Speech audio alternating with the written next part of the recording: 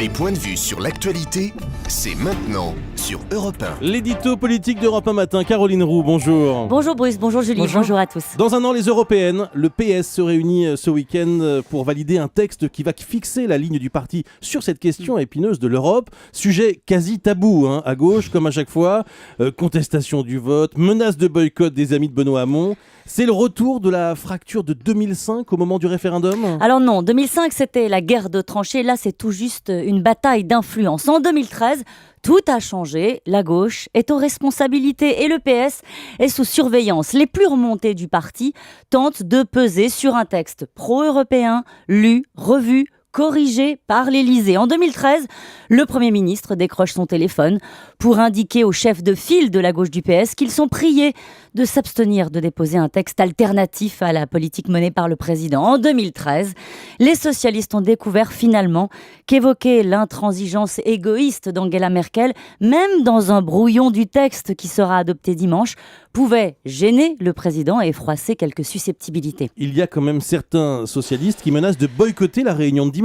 Oui, et certains contestent même le mode de calcul du vote des militants. Petite montée en pression en quelque sorte avant des discussions qui auront lieu aujourd'hui.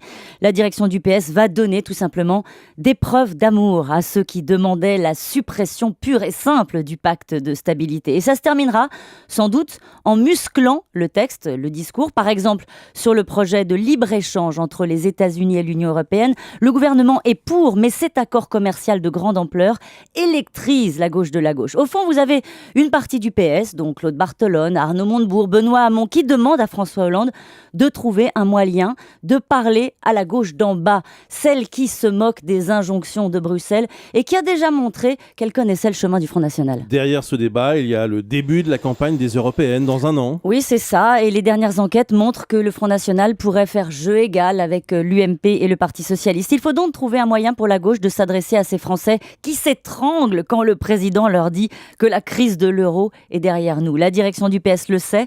Elle tentera donc dimanche de manier un discours ferme sur l'Europe à la sauce rigueur, contre les droites européennes, mais sans gêner François Hollande.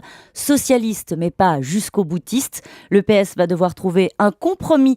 C'est le prix à payer de l'exercice du pouvoir. Objectif, rassemblement à gauche. C'était Caroline Roux. Merci beaucoup Caroline.